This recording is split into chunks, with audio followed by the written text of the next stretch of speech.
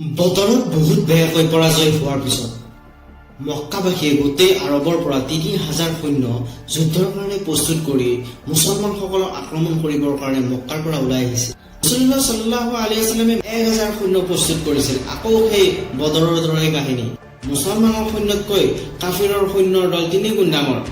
সেইটো অৱশ্যে ডাঙৰ কথা নহয়, কিন্তু এইবাৰ কাফিৰৰ সৈন্যৰ দলত এজন ইয়ং আৰু টেলেণ্টেড ল'ৰা যাৰ নাম খালিদ বিন ৱালিদ তেওঁ থাকিব। ৰাসূলুল্লাহ সাল্লাল্লাহু আলাইহি ওয়াসাল্লামে মদিনাৰ ভিতৰত থাকি যুদ্ধ কৰাৰ কাৰণে প্ৰস্তাৱ দিছিল, কিন্তু বেছিভাগ সাহাবাই যুদ্ধ বাহিৰত কৰাৰ কাৰণে প্ৰস্তাৱ দিলে। ৰাসূল সাল্লাল্লাহু আলাইহি ওয়াসাল্লামে নিজৰ প্ৰস্তাৱ বাদ দি মেজৰিটিৰ কথাই মানি ল'লে। মুছলমানসকলৰ ১,০০০ সৈন্য মদিনাৰ পৰা যুদ্ধৰ কাৰণে ওলাই গ'ল।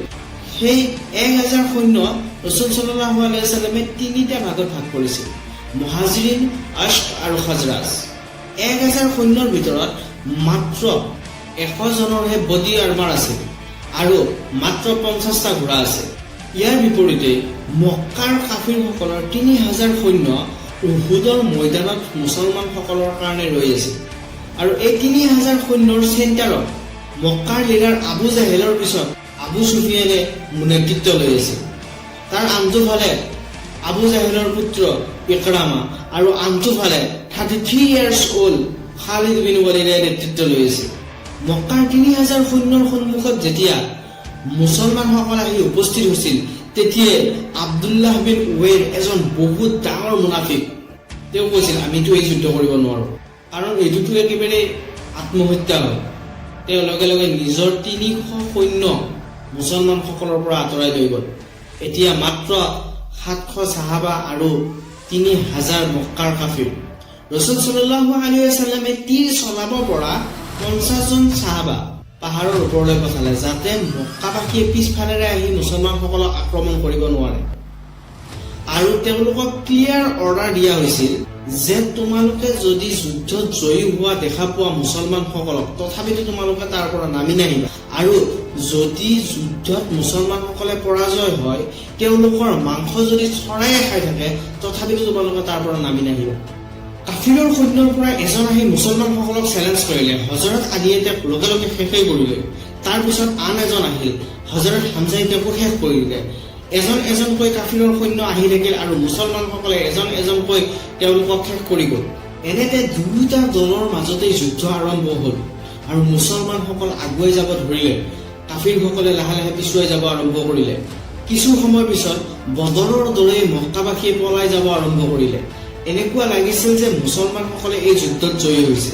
এইবাবে পাহাৰৰ ওপৰত থকা ৫০ জন সাহাবাৰ পৰা ৪১ জন সাহাবা যুদ্ধত জয়ী হোৱাৰ খুচি মাল জমা কৰাৰ কাৰণে তললৈ নামি আহিল। আৰু এই সময়খিনিয়ে খালিদ বিন ৱালিদে ৰৈ আছিল। আৰু খালিদ বিন ৱালিদে ঘোঁৰা চলোৱা সৈন্যসকলক পিছফালেৰে লৈ গৈ তেওঁ মুছলমানসকলক আক্ৰমণ কৰিলে। মুছলমানসকলে যুদ্ধত জয়ী হ'ব লগা সময়খিনিতে তেওঁলোকে দুয়োফালে শত্ৰুৰ মাজত বহুত বেয়াকৈ ফাঁচি গ'ল।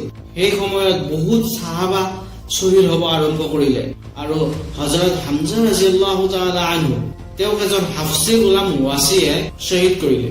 দুয়োটা দলৰ মাজতে যেতিয়া যুদ্ধ হৈছিল, সেই সময়ত এটা কথা চাৰিওফালে বিয়পি পৰিছিল যে ৰাসূল সাল্লাল্লাহু আলাইহি ওয়াসাল্লামক শ্বহীদ কৰা হৈছিল। এই কথাটো এই কাৰণে বিয়পি পৰিছিল যে খালিদ বিন ৱালিদে যেতিয়া পিছফালেৰে গৈ মুছলমানসকলক আক্ৰমণ কৰিছিল, সেই সময়ত তেওঁলোকৰ এটা গ্ৰুপে গৈ ৰাসূল সাল্লাল্লাহু আলাইহি ওয়াসাল্লামৰ কেম্পত আক্ৰমণ কৰিছিল। সেই সময়ত ৰাসূল সাল্লাল্লাহু আলাইহি ওয়াসাল্লামৰ সুৰক্ষাৰ কাৰণে ৯ জন সাহাবা আছিল। আৰু যুদ্ধ ইমানখিনিলৈ গৈ পাইছিল যে ৰাসূল সাল্লাল্লাহু আলাইহি ওয়াসাল্লামৰ দাঁত দণ্ডন শ্বহীদ হৈ গৈছিল। হযৰত তালহা আৰু তেওঁৰ লগৰ কেইজনে তেওঁক সুৰক্ষা দি ৰাখিছিল। তেওঁলোকৰ মাজৰ পৰা ৭ জনৰ যেতিয়া শ্বহীদ হৈছিল, তাৰ ভিতৰত মুছআব বিন উমেৰ, যাৰ চেহেৰা নেকি ৰাসূল সাল্লাল্লাহু আলাইহি ওয়াসাল্লামৰ চেহেৰাৰ লগত একে মিল আছিল। আৰু মুছআব বিন উমেৰ যেতিয়া শ্বহীদ হৈছিল, কাফিৰসকলে ভাবিছিল যে মুহাম্মদকো শ্বহীদ কৰা হৈছিল। এইখিনিতে মুছলমানসকলৰ সৈন্য কিবাকৈ ওলাই আহি পাহাৰৰ ওপৰত উঠি গ'ল আৰু তাতে আকৌ যুদ্ধৰ কাৰণে প্ৰস্তুত হ'ল। মক্কাবাসীয়ে পাহাৰত ঘোঁৰা লৈ উঠিব নোৱাৰে আৰু ঘোঁৰা নোহোৱাকৈ তেওঁলোকে যুদ্ধও কৰিব নোৱাৰে। আৰু আবু সুফিয়ানে এইখিনিতে ক'লে যে বাছ হৈ যাব। তেওঁ উমৰক সুধিলে যে এই উমৰ, তোমালোকৰ মাজত মহম্মদ শ্বহীদ হলনে? তেওঁ ক'লে মহম্মদ সাল্লাল্লাহু আলাইহি ওয়াসাল্লামটো শ্বহীদ হোৱা নাই, আমাৰ মাজতে আছে, তুমি যি কৈ আছা তেওঁ শুনি আছে। এইখিনি শুনি আবু সুফিয়ানৰ বহুত খং উঠিল, কিয়নো আবু সুফিয়ানে এই যুদ্ধখন এইকাৰণে কৰিছিল যে মুহাম্মদক শ্বহীদ কৰিব লাগে আৰু মদিনা মক্কাৰ দখলত আনিব লাগে। তেওঁৰ এই দুয়োটা কথাৰ এটাও সম্পূৰ্ণ নহল আৰু এইখিনি শুনি তেওঁ মক্কালৈ গুচি গল। বহুত ইতিহাসৰ কিতাপত লিখিছে মদিনাবাসী এই যুদ্ধত বহুত বেয়াকৈ পৰাজয় বৰণ কৰিছে, কিন্তু মক্কাবাসীয়েও কোনো এটা কাৰণেই তেওঁলোকে পূৰা কৰিব নোৱাৰিলে। মুছলমানসকলে এই যুদ্ধত যদিও বহুত বেয়াকৈ পৰাজয় হল, কিন্তু এই যুদ্ধৰ পৰা তেওঁলোকে এটা কথাই শিকিলে যে যুদ্ধৰ অৱস্থাত নেতৃত্ব যিয়ে দিয়ে নেতাৰ কথা মানিব লাগে, তাৰ বাহিৰে একো কৰিব নালাগে। আবু সুফিয়ান গৈতো মক্কাত উপস্থিত হল, কিন্তু এইবাৰ গোটেই আৰবৰ পৰা 10,000 সৈন্য যুদ্ধৰ কাৰণে প্ৰস্তুত কৰি মুছলমানসকলক আক্ৰমণ কৰিবৰ কাৰণে কাম আৰম্ভ কৰি দিলে।